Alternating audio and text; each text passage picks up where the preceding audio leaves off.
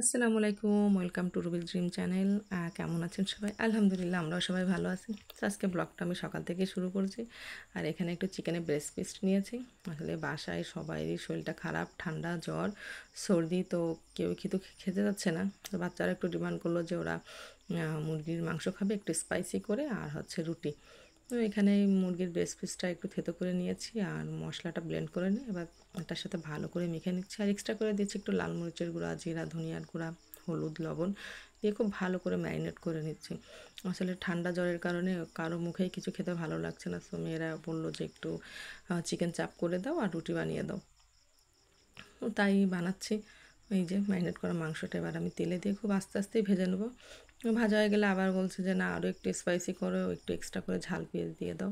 আর ঝাল পেঁয়াজটা একটু নরম নরম থাকবে যাতে করে খেতে রুটির সাথে আরও ভালো লাগে। আর এখানে একটু পরোটাও করে নিয়েছিলাম। আর আমাদের বাসায় কিন্তু লাল আটাটাই খাওয়া হয়। এই যে সকালে নাস্তা করার পরে তারপরে আমরা আবার একটু বেলা হলে বাচ্চাদের নিয়ে চলে যাই ডক্টরের কাছে।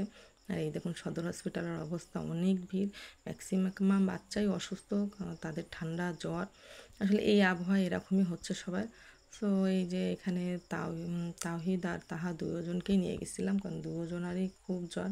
বড় মেয়েটাও অসুস্থ, তবে ও আর আসেনি, ওকে বাসায় মেডিসিন দিচ্ছি। ও এদেরকে এই যে ডাক্তার দেখানোর জন্য এখানে ওয়েট করতেছি। আসলে ভেতরে একটু সিরিয়ালি ছিল অনেক বাচ্চারা, দেন দেখানো হয়ে গেলে আমরা আবার বাইরে চলে আসি মেডিসিন নিতে। আসলে ডক্টর দেখাতে বেশ অনেকটা সময় লেগে যায়। আর এই যে মেডিসিন নিতে এসেও আমাদের লেট হয়। আসলে অনেকগুলো মেডিসিন লিখছে দুই বাচ্চারই, আর সেইগুলা আস্তে আস্তে দিতে একটু সময় লেগে যায়। আর এই যে ছোটো মেয়ে এখানে দাঁড়িয়ে আছে, একটু হাঁটছে, সে কোলে থাকবে না, আর সে বারবার কোল থেকে নেমে যাচ্ছে। আর মেডিসিন না হয়ে গেলে বাসায় চলে আসে। আর এই যে এখানে সে সাইকেল পরিষ্কার করতেছে, সে তার বাবাকে দেখছে সাইকেল পরিষ্কার করতে। সাইকেলটা একটু ময়লা ছিল, সেও একটা কাপড় নিয়ে সাইকেল পরিষ্কার করায় ব্যস্ত হয়ে গেছে। এখানে এই যে সাইকেল চালানোর খুব চেষ্টা করছে কিন্তু পারছে না, আসলে তো ছোটো, এখন ওইভাবে সাইকেল চালাতে পারে না। বাধ্য হয়ে সাইকেল থেকে নেমে যায়, এবার সাইকেলটাকে টানাটানি শুরু করে দিয়েছে। ওকে তো সাইকেল চালাতেই হবে, সেটা যেভাবেই হোক। আর এদিকে আমি দুপুরে রান্না করতে আসি, আর এই যে মা বাড়ি থেকে মাছ নিয়ে এসেছিলো, সেই মাছটা দিয়ে আজকে দুপুরে বেগুন রান্না করব। আর মাছগুলো কিন্তু বেশ বড়ও ছিল, আর মা মাছটা একেবারে কেটে পিস পিস করে নিয়ে এসেছিলো। এই যে মাছগুলো ভাজা হয়ে গেছে, এখন আমি মাছগুলো উঠিয়ে নেব। আর এই কড়াইয়ের ভিতরে এবার দিয়ে দেবো হচ্ছে পানি। এইভাবে কে কে বেগুন রান্না করে খান না জানাবেন। এইভাবে বেগুন রান্না করে কিন্তু খেলে অনেক ভালো লাগে। আমরা অনেকে অনেকভাবে বেগুন রান্না করে খাই, অনেকে ভেজে মশলা দিয়ে খায়, কেউ ভেজে ঝাল পেঁয়াজ দিয়ে খায়, এবার কিন্তু এইভাবে বেগুনের তরকারিটা মাছ দিয়ে খেতে খুব ভালো লাগে। সো এখানে আমি পানিটা ফুটে উঠলে তাতে হলুদ লবণ দিয়ে দিয়েছি, আর যেহেতু মাছ ভাজার তেলটা ছিলই আর তাতে দিয়ে দিয়েছে। এবার কেটে রাখা বেগুন, আলু আর ঝাল চিড়ে দিয়েছি, আর পেঁয়াজ কেটে দিয়েছি।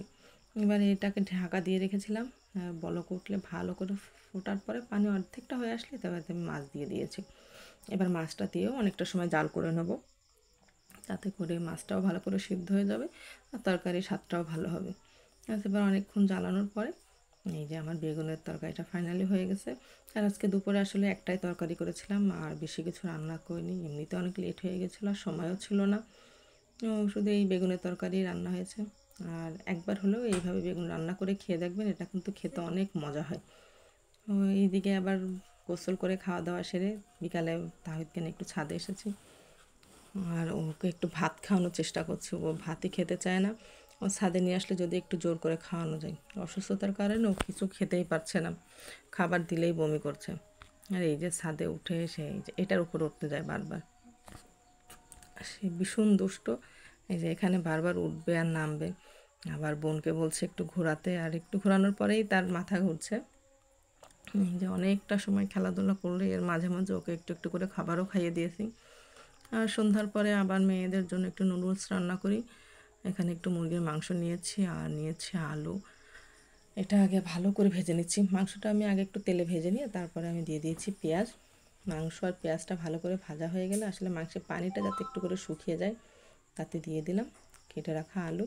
এবার আলু মাংসটা আমি ভালো করে ভেজে নিচ্ছি, আর ওদিকে কিন্তু আমি আরেক সাইডে নুডলস সিদ্ধ করে দিয়েছি।